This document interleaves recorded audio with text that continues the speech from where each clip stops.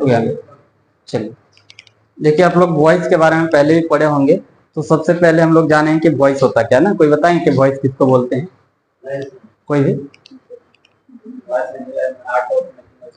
चलिए देखिए, इनका कहना है कि वॉइस होता क्या है, तो voice is an art of making statement ना। स्टेटमेंट बनाने की कला को क्या बोलते हैं? वॉइस बोलते हैं। देखिए हम लोग भी वही समझते हैं कि वॉइस होता क्या है। वॉइस ऐसे अगर इसकी हिंदी की बात करेंगे तो वॉइस की हिंदी क्या होता है? वाच्य होता है। लेकिन आज तक कितना दिन आप पढ़े, अगर हम आपसे वाच्य पूछेंगे तो वाच्य नहीं बताएंगे, आप थोड़ा सा डिफिकल्ट हो जाएगा ये जो वर्ड है हिंदी वाला। तो हम लोग ये कह सकते हैं कि हमारा जो हिंदी का जो वर्ड है इंग्लिश से भी डिफिकल्ट है, लेकिन हमारी मदर टंग है इसलिए हम लोग को आसान लगता है। वाच्य कहीं कोई डेफिनेशन देंगे इसका? कोई वाच्य का कोई डेफिनेशन नहीं देंगे। लेकिन अगर वॉइस पूछा जाएगा कि वॉइस क्या होता है, व्हाट इज वॉइस, तो आप इसमें दो तीन वर्ड कुछ ना कुछ बोल सकते हैं, ठीक है। तो हम लोग को हिंदी पे नहीं जाना है, हम लोग को इंग्लिश से इंग्लिश समझना है कि वॉइस होता क्या है। वॉइस देखिए क्या होता है, तो voice is an art of making statement. Statement बनाने की कला को क्या बोलते हैं? वॉइस बोलते हैं। अभी लिखेंगे कोई नहीं, वॉइस होता क्या है, तो स्टेटमेंट बनाने की कला को वॉइस बोला जाता है। स्टेटमेंट कहने का मतलब ये है कि हम लोग जो बात बोलते हैं, हमारी बोलने की जो कला है, उसी कला को क्या बोलते हैं? वॉइस बोलते हैं। और किसी भी स्टेटमेंट को दो वॉइस में रखा जाता है। कितने वॉइस में? दो वॉइसेस में। पहला दो वॉइस में, पहला कौन सा वॉइस है? एक्टिव वॉइस है। और दूसरा कौन सा है? पैसिव वॉइस है। हम लोग किसी भी स्टेटमेंट को दो वॉइस में बोलते हैं। एक पहला हो गया एक्टिव वॉइस और दूसरा क्या होता है? Passive voice. एक्टिव वॉइस क्या होता है? एक्ट मीन्स होता है काम करना और एम मीन्स वाला। एक ऐसा सेंटेंस जिसमें सब्जेक्ट खुद काम करने वाला होगा उसको किस में रखेंगे? एक्टिव वॉइस में। और अगला देखिएगा, पास मीन्स होता है दूसरे को दे देना और एम मीन्स वाला। एक ऐसा सेंटेंस जिसमें सब्जेक्ट अपना काम, अपना पावर किसी अन्य को सौंप दे, उस तरह के सेंटेंस को किस में रखेंगे? पैसिव वॉइस में ना। कहने का मतलब यह है कि अगर सपोज दैट कि आपको चिनिया मोड़ जाना है, तो आप यहाँ से निकलेंगे और सीधे कोचिंग से निकलेंगे और सीधे यहाँ पे चले जाएंगे, है ना। यानी आप निकलेंगे यहाँ से और सीधे सीधे चले जाएंगे। तो सीधा जो काम है, सीधा सीधा करने का कला किसमें सिखाया जाता है? एक्टिव वॉइस में। लेकिन अब कहें कि हमको चिनिया मोड़ जाना है, लेकिन अब क्या करेंगे कि आप घूम करके जाएंगे, जैसे लंका मोड़ होकर के सजना होते घूम करके जाएंगे। तो घूम फिर करके जो करने वाले काम है उसको किसमें रखा जाता है? पैसिव में। जाना आपको यहीं पे था, लेकिन आप यहाँ से निकले और आप क्या कर रहे हैं कि इधर सड़क घूमते हुए इधर आप यहाँ पे जा रहे हैं। तो जो काम सीधा सीधी कर दिया जाए उसको किसमें रखेंगे? एक्टिव वॉइस में। और काम जिसको घुमा फिरा करके किया जाए उसको किसमें रखना है? पैसिव वॉइस में। जैसे फॉर एग्जाम्पल इसमें एक एग्जाम्पल लेते हैं कि राम आम खाता है। राम आम खाता है। कौन खाता है? राम खाता है। पेट किसका भर रहा है? राम का। लेकिन इसी सेंटेंस को हम इसमें बोलेंगे कि राम के द्वारा आम खाया जाता है। राम के द्वारा आम खाया जाता है। दोनों में बात बराबर है कि एक में बोल रहा है कि राम आम खाता है और इसमें क्या कह रहा है कि राम के द्वारा आम खाया जा रहा है। दोनों में पेट किसका भर रहा है? राम का ही भर रहा है। दोनों में राम का ही पेट भरा है। लेकिन इसमें ये क्या कि इसको सीधा सीधी बात को रख दिया गया। और इसमें देखिएगा इसमें क्या किया गया है, तो बात को घुमा फिरा करके बोला जा रहा है। बात सेम है, आम खाने का काम वही कर रहा है, यहाँ भी वही काम आम खा रहा है। लेकिन क्या कर रहे हैं कि इसको घुमा फिरा दिए हैं और इसको क्या कहे? सीधा सीधी बोल दिए हैं। तो सीधा सीधी बोलने की कला को किसमें रखा जाता है? एक्टिव वॉइस में। और जिसमें नमक मिर्ची लगा करके उसको अपने तरीके से झोलदार बना करके पेश करते उसको किसमें रखा जाता है? पैसिव वॉइस में ना। जैसे फॉर एग्जाम्पल अगर मैं बोलूं कि मैं बोलता हूं, बात सीधा सीधी हो गया। लेकिन अब यही बोले कि मेरे द्वारा बोला जाता है, ये क्या है? बात को घुमा फिरा दिए ना। चलिए, कभी लिखेंगे नहीं।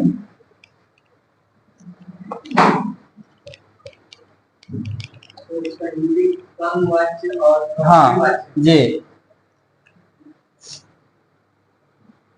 लिखिएगा voice is an art of making statement. हाँ,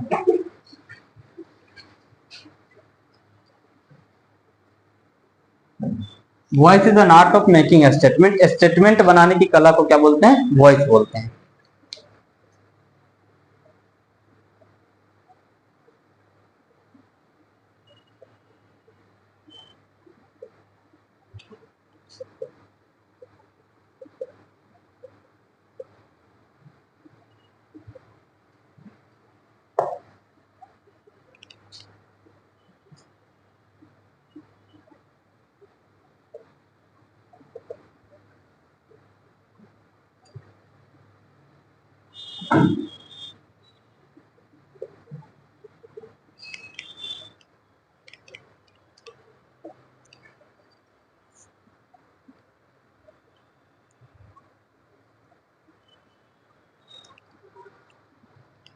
okay, I have written voice is an art of making statement. Statement बनाने की कला को क्या बोलते हैं? वॉइस बोलते हैं।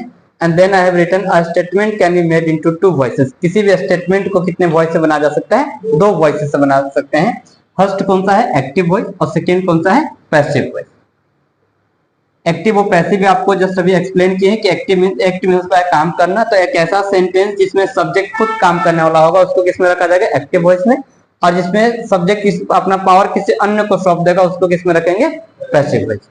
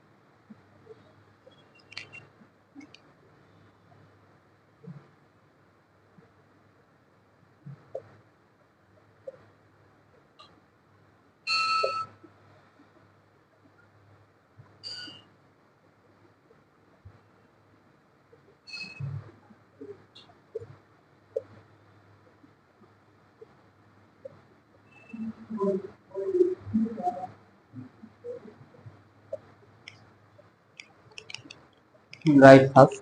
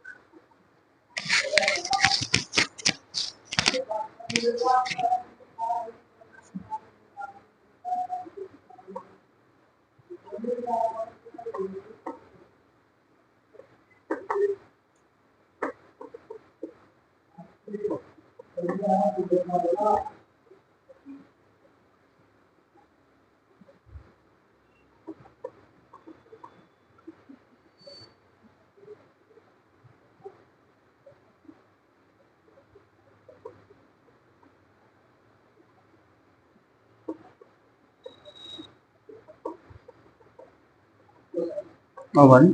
ओके, चलिए यहाँ तक तो क्लियर था। नीचे एक्टिव वॉइस में लिखा हुआ है an action in the dominance of subject is kept in active voice. एक ऐसा एक्शन जो सब्जेक्ट के अगुवाई पे काम करता है, सब्जेक्ट के स्वामित्व पे काम करेगा, उस तरह के सेंटेंस को किस में रखेंगे? एक्टिव वॉइस में। इट मीन्स कि जिसमें सब्जेक्ट आगे आगे चलेगा उस तरह के सेंटेंस को किस में रखना है? एक्टिव वॉइस में। अगला लिखता है यहाँ पे कि पैसिव वॉइस की an action in the dominance of object is kept in passive voice. एक ऐसा सेंटेंस जिसमें सब्जेक्ट आगे आगे चलेगा उसको एक्टिव में, और जिसमें ऑब्जेक्ट आगे आगे चलेगा उसको किस में रखना है? पैसिव वॉइस में। एग्जाम्पल देखिए लिखा हुआ है कि राम आम खाता है। हिंदी में देखिए फंडा इसका क्या चलता है? तो सब्जेक्ट, ऑब्जेक्ट और वर्ब चलता है। तो इसमें सब्जेक्ट क्या है, राम है। इसमें सेंटेंस में इंग्लिश में देखे तो किससे स्टार्टिंग है, सब्जेक्ट से है। सब्जेक्ट, इसमें सब्जेक्ट वर्ब और ऑब्जेक्ट चलता है। इसमें अंग्रेजी में फंडा क्या है, तो सब्जेक्ट वर्ब ऑब्जेक्ट, और इसमें क्या करता है, तो सब्जेक्ट ऑब्जेक्ट वर्ब। इसमें देखिएगा कि राम आम खाता है, कौन खाता है, राम। सब्जेक्ट में कौन है, राम। इसमें इंग्लिश ट्रांसलेट किए तो इंग्लिश में सबसे पहले कौन आया है, राम आया है। लेकिन इसमें देखिएगा आम राम के द्वारा खाया जाता है, आम राम के द्वारा खाया जाता है। किसके द्वारा खाया जाता है, राम के द्वारा। इसमें देखिएगा पलट गया है, इधर आ गया और ये चला गया उधर ना। यहाँ पे देखिए लिखा हुआ है कि a mango is eaten by Ram. देखिए किसके द्वारा खाया जाता है, राम के द्वारा। काम सेम हो रहा है लेकिन बनाने का इसका प्रक्रिया जो है चेंज हो गया, इधर उधर हो गया। देखिए इसमें सब्जेक्ट के पहले आता था, इसमें कौन पहले आ रहा है, ऑब्जेक्ट आता है। तो एक्टिव का जो सेंटेंस होता है उसमें सब्जेक्ट आगे आगे चलता है और पैसिव के सेंटेंस में कौन आगे चलेगा, ऑब्जेक्ट चलेगा। तो भी याद रखिएगा कि जिस सेंटेंस में सब्जेक्ट का स्वामित्व है, सब्जेक्ट अगुवाई करे, सब्जेक्ट लीड करे, उस तरह के सेंटेंस को एक्टिव में रखना है। और जिस सेंटेंस में ऑब्जेक्ट लीड करने लग जाए उस तरह के सेंटेंस को किस में रखेंगे, पैसिव वॉइस में रखेंगे। इसमें देखिए सब्जेक्ट आगे चला है और इसमें कौन आ गया है, ऑब्जेक्ट आ गया है ना। यहाँ तक कोई दिक्कत किसी को नहीं। Then write in heading rule to change active into passive. जैसे अभी तक तो ढेर सारा आप लोग एक्टिव पैसिव पढ़े होंगे, लेकिन सेंटेंस को एक्टिव से पैसिव में चेंज करने का रूल क्या होता है, कैसे चेंज होता है, वो चीजें हम लोग आज सीखेंगे कि किसी भी सेंटेंस को बिना टाइम लिए 1-2 सेकेंड में कैसे चेंज करेंगे एक्टिव से पैसिव में। सो हेडिंग दीजिएगा rule to change active into passive.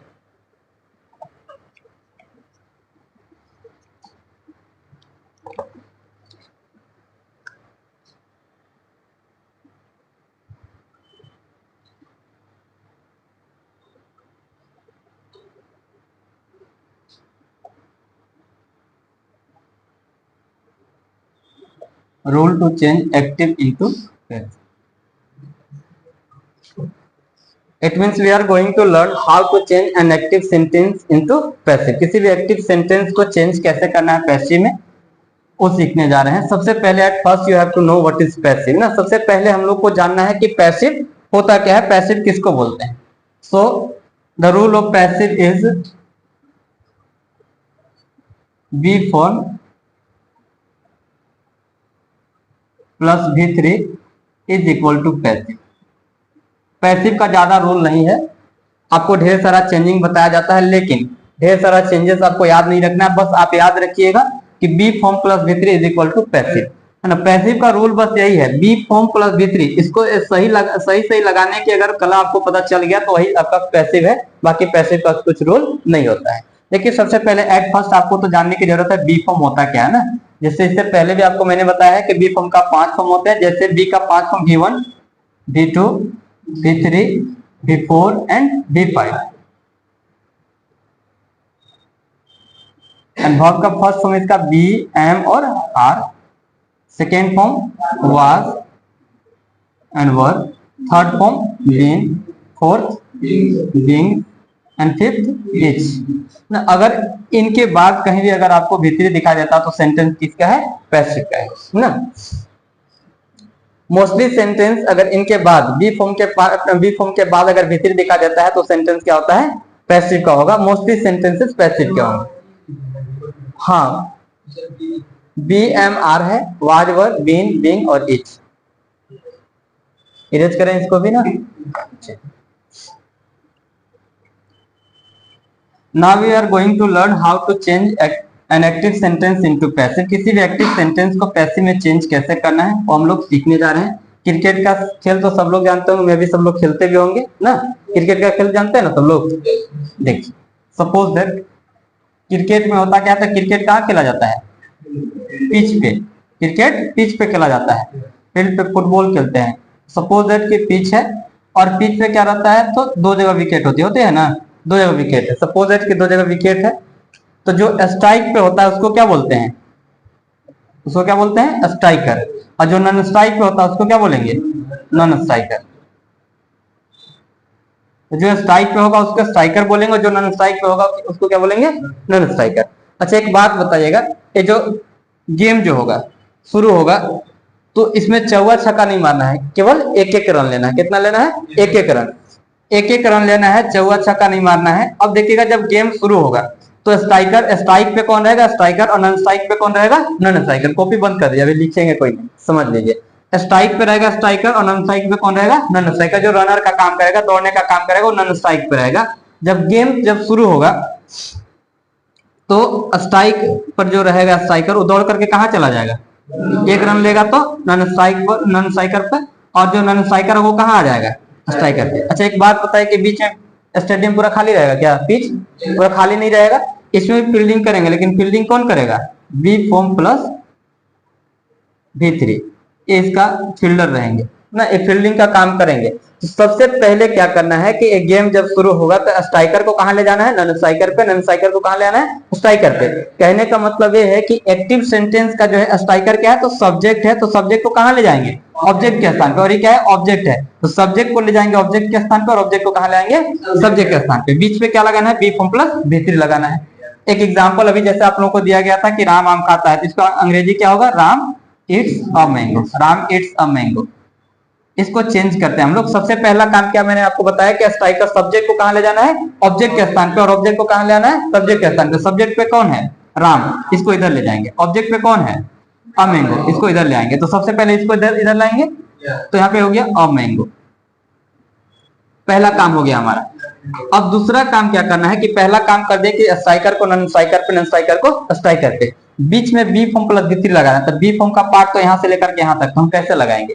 तो इसका भी ट्रिक सीख लीजिए। जैसे सपोज दैट कि अगर आपके वर्ब का एक्टिव सेंटेंस का अगर मेन वर्ब, इसको देखना है, ये जो बी फॉर्म लगाना है, पहला काम तो स्ट्राइकर नॉन स्ट्राइकर को इधर उधर कर दिए। दूसरा काम क्या करना है? तो बी फॉर्म प्लस V3 लगाना है। लेकिन इसको लगाएंगे कैसे? तो ये देखना है आपको, एक्टिव सेंटेंस का मेन वर्ब जिस फॉर्म में रहेगा उसी फॉर्म में आपको बी फॉर्म भी लगाना है ना। तो देखिए सेंटेंस में अगर ये क्या है? कौन सा वर्ब है? वर्ब 5 है, तो बी फॉर्म का V5 क्या होता है? इज होता है। तो यहाँ पे क्या लगाएंगे? इज। इसका दो काम करना है, इसी के अकॉर्डिंग बी फॉर्म लगाना है और इसी को V3 में चेंज भी कर देना है। तो इट का V3 क्या होगा? इटन होगा।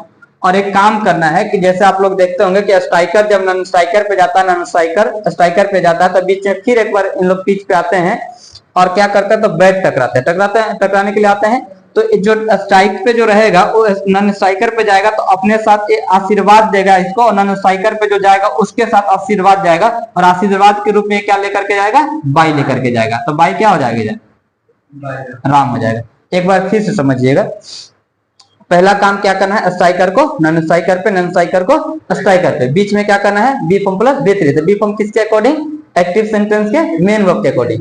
V5 था तो हम यहाँ क्या लगाए? इज। इसी का दूसरा काम क्या किए हैं? इसको V3 में चेंज करते हैं। V3 हो गया। और जो स्ट्राइकर पे रहता है, जब नॉन स्ट्राइकर पे जाता है, नॉन स्ट्राइक पे जाएगा वो, तो क्या लेकर के जाएगा अपने साथ? आशीर्वाद के रूप में क्या लेकर के जाएगा? बाई लेकर के जाएगा। तो राम इधर गया तो अपने साथ किसको लेकर के गया? बाई लेकर के गया, तो बाई राम हो गया। अच्छा, एक बात और भी समझिएगा कि जैसे V5 था तो हम यहाँ क्या लगाए? इज लगाकर इसको V3 में चेंज कर दिए। लेकिन अगर V1 रहता तो हम क्या लगाते हैं? बी एम आर, तीनों में से कोई एक लगाकर इसको किसमें चेंज करते? V3 में चेंज करते। अगर यहाँ पे इट रहता तो हम इसको बी एम आर, तीनों से कोई एक लगाते और इसको फिर किसमें चेंज करते हैं? इटन में चेंज करते हैं। अगर V2 8 रहता हम क्या लगाते हैं? वाज या वर दोनों में से कोई एक लगाते हैं, इसको किसमें चेंज करते हैं? V3 में चेंज करते हैं। अगर इटन रहता, V3 रहता तो हम क्या लगाते हैं? बीन लगाते हैं, और इसको किसमें चेंज करते हैं? V3 में। ऑलरेडी V3 रहता तो V3 चेंज करना था। और यहाँ पे अगर ईटिंग रहता तो हम क्या लगाते हैं? बीइंग लगाते हैं, और इसको किसमें चेंज करते हैं? V3 में चेंज करते हैं। और अगर V5 था तो हम क्या लगा दिए? इज, और इसको किसमें चेंज कर दिए? V3 में ना। चलिए एक और सेंटेंस लेते हैं। जैसे for example, he is speaking English, इसको चेंज करना है पैसे। पहला काम क्या करना है? पहला काम स्ट्राइकर को नॉन स्ट्राइकर, नॉन स्ट्राइकर को स्ट्राइकर पे। इंग्लिश है इधर, तो इधर इंग्लिश ले आते हैं। और देखना है कि पहले से अगर बी फॉर्म दिया हुआ है, हेल्पिंग वर्ब है ना, तो पहले से अगर दिया हुआ है तो इसको छेड़छाड़ नहीं करेंगे। बस एक काम कर लेना है, देख लेना है कि यहाँ पे थर्ड पर्सन सिंगुलर नंबर का सब्जेक्ट है, तो इसके साथ क्या लगा है? इज। इधर इंग्लिश आया तो इंग्लिश भी क्या है? थर्ड पर्सन सिंगुलर सब्जेक्ट है, तो इसके साथ भी क्या लगेगा? इज लगेगा। लेकिन अगर यहाँ पे अगर आई आ गया होता तो आई के साथ क्या लगता है? एम लगता ना। देखना ये है कि जैसा हीरो हीरोइन भी उसी तरीके ना। जैसे अगर हीरो बॉलीवुड का तो हीरोइन कैसा? बॉलीवुड का ना। अगर हीरो भोजपुरी वाला तो हीरोइन कैसा? भोजपुरी वाला। यहाँ पे दोनों सेम हीरो है ना, इसलिए हीरोइन भी कैसा रहेगी? सेम ही। लेकिन अगर यहाँ पे आई आ गया होता तो यहाँ पे क्या लगता है? एम लगता, तो यहाँ पे चेंज नहीं हो रहा है। ये कौन सा वर्ब है? इसको स्ट्राइकर को लेगा नॉन स्ट्राइकर, नॉन स्ट्राइकर का स्ट्राइकर ले आए। ये कौन सा वर्ब है? बिफोर है, तो बिफोर का बिफोर क्या होता है? बिफोर का बिफोर बीइंग होता है। पे क्या लगाएंगे? बीइंग। इसका एक और काम करना है, किसमें चेंज करना है? V3 में। तो स्पीक का V3 क्या होगा? स्पोकन। और ही जाएगा इधर तो क्या होगा? बाय हिम हो जाएगा। ही का ऑब्जेक्टिव हिम होता है ना। चलिए एक और समझ में आ गया बात? कोई ऐसा कैंडिडेट जिनको नहीं समझ में आ रहा है? आ गया। एक और लेते हैं sentence.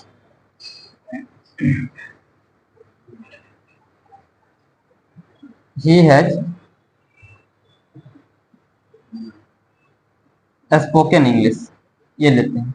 He has spoken English, इसको भी चेंज करते हैं। स्ट्राइकर को कहाँ ले जाएंगे? नॉन स्ट्राइकर पे, नॉन स्ट्राइकर को स्ट्राइकर पे। तो पहले इसको इंग्लिश को इधर ले आते हैं। देखिए ये भी थर्ड पर्सन का सिंगुलर सब्जेक्ट, ये भी थर्ड पर्सन का सिंगुलर सब्जेक्ट, तो इसके साथ भी क्या लगेगा? हैज। क्या लगेगा? हैज। यहाँ से पहले से हैज है तो यहाँ पे क्या लगेगा? हैज लगेगा। ये कौन सा वर्ब है? वर्ब 3 है। तो बी फॉर्म का V3 क्या होता है? बीन होगा। तो यहाँ पे क्या लगाएंगे? बीन। इसको किस में चेंज करना है? V3 में, लेकिन ये ऑलरेडी V3 है तो ये हम लिख दे देते हैं, तो स्पोकन हो गया। और ही जाएगा इधर तो क्या होगा? बाय हिम हो गया ना।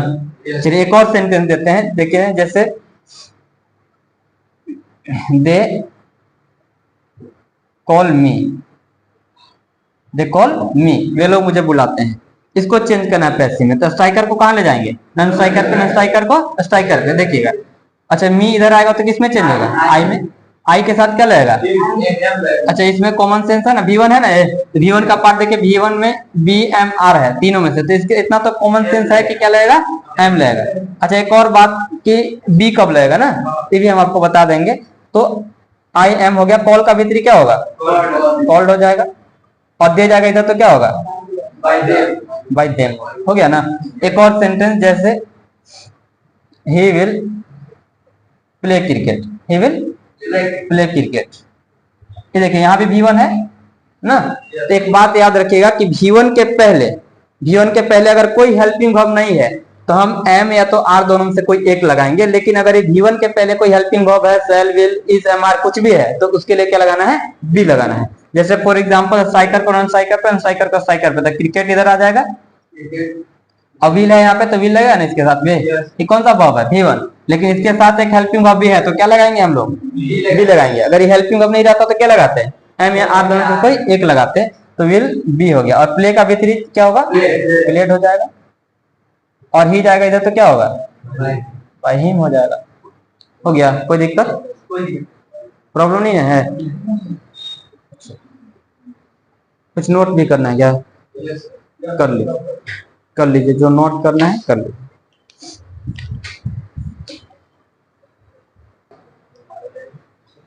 चलिए एक सेंटेंस था जैसे ही कैन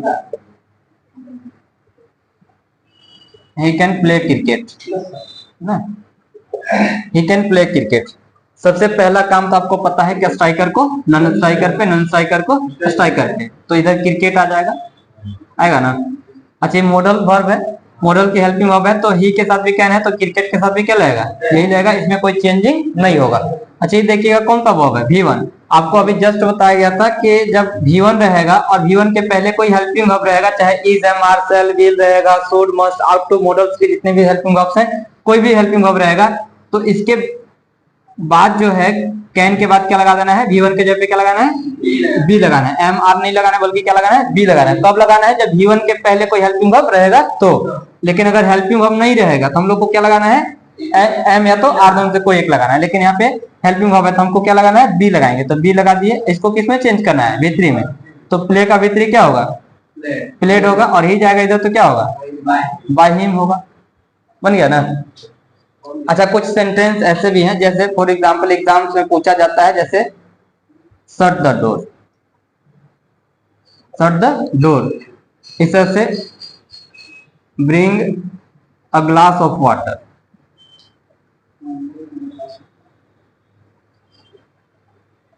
प्लीज हेल्प मी,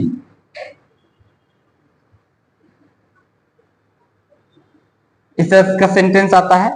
तो देखिए एक ऐसा सेंटेंस, इसको कैसे बनाएंगे? एक ऐसा सेंटेंस जिसका स्टार्टिंग V1 से होता है, उस तरह की सेंटेंस को कौन सा सेंटेंस बोलते हैं? इंपेरेटिव सेंटेंस बोलते हैं ना, उसको इंपेरेटिव सेंटेंस बोलते हैं। एक ऐसा सेंटेंस जिसका स्टार्टिंग V1 से हो उस तरह के सेंटेंस को इंपेरेटिव सेंटेंस बोलते थे। इसको पैसिव बनाने का नियम अलग है, इसको भी बता दे रहे। देखिए इसका स्टार्टिंग किससे है, V1 है ना, शट द डोर, दरवाजा बंद करो। तो इंपेरेटिव सेंटेंस जो होता है उसमें तीन चीजें आते हैं। कौन कौन सा?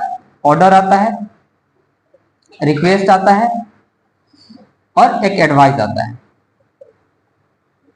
तीन चीजें आते हैं। कौन कौन सा? ऑर्डर आता है, रिक्वेस्ट और एक एडवाइस आता है। तो इसको पैसिव बनाने का नियम क्या है? तो सपोज दैट कुछ नहीं करना है, कोई मेरे बगल में है, उसी को ना ऑर्डर देंगे कि जाओ दरवाजा बंद करो, यही बोलेंगे। तो उसको हम क्या बोल सकते हैं? यही ना बोल सकते हैं कि तुमको ऑर्डर दिया जाता है कि दरवाजा बंद करो, यही बोलेंगे। तो सपोज दैट कि अगर सेंटेंस में आपको पता चल गया कि सेंटेंस ऑर्डर है, ऑर्डर रहेगा, तो उसको कैसे बनाना है पैसिव में? तो बोलेंगे इसको कि यू आर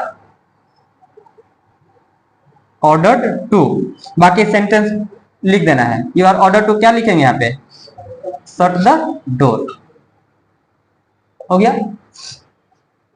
इसी बात में अगर सपोज दैट कि सेंटेंस आपका रहता है रिक्वेस्ट, तो हम क्या बोलते हैं? यू आर हाँ requested to, you are requested to. अब आगे जो सेंटेंस रहता है वो कर देते हैं। आगे अगर सपोज दैट कि सेंटेंस एडवाइस रहता तो हम क्या बोलते हैं इसको? यू आर एडवाइज्ड टू, इसके बाद होल सेंटेंस लिख देंगे। जैसे फॉर एग्जांपल इतना तो पता चल ही जाएगा कि कौन सेंटेंस ऑर्डर है, कौन रिक्वेस्ट और कौन एडवाइस है। सेंटेंस में है कि शट द डोर, ये क्या है? ऑर्डर है ना, तो इसको क्या बोलेंगे? You are order to shut the door. अगर सपोज दैट कि सेंटेंस में अगर रहता, यहाँ पे सेंटेंस है कि please help me, please help me, ये सेंटेंस क्या है? रिक्वेस्ट है। तो जब सेंटेंस रिक्वेस्टेड आ जाएगा तो प्लीज काइंडली हट जाएगा, तो बनेगा कि यू आर रिक्वेस्टेड टू, आगे हेल्प मी, ये तो हटेगा ना, रिक्वेस्ट आ गया तो इसकी कोई जरूरत नहीं है। You are requested to help me. एक और सेंटेंस है bring a glass of water, ये भी क्या है? सेंटेंस ऑर्डर है। ऑर्डर है तो आप इसको क्या बोलेंगे? You are ordered to bring a glass of water, बनेगा। अब सेंटेंस अब यही बोलते कि take a regular exercise for good health, अच्छे सेहत के लिए प्रतिदिन एक्सरसाइज करें। ये सेंटेंस क्या है? एडवाइस है। तो इसको क्या बनाएंगे? You are advised to take a regular exercise for good health. इस तरह से इसको बनाया जाता है। हाँ, लेकिन इसका एक और तरीका है। इनके बदले आप कुछ नहीं करना है। ये जो लिखे हम लोग, you are ordered, you are requested, you are advice, देख लीजिए इधर, छापिए नहीं, छापिएगा नहीं, समझ में आएगा। You are ordered, you are requested और यू आर एडवाइस टू के बदले आप यहाँ पे क्या कर सकते हैं? तो यहाँ पे लेट का यूज कर सकते हैं, और लेट के यूज से भी इसको बनाया जाता है। जैसे इसका इसी सेंटेंस को बना रहे हैं तो कुछ नहीं करना है, इसके बदले में क्या लगा देंगे? लेट लगा देंगे। और देखिए तो सेंटेंस में क्या है?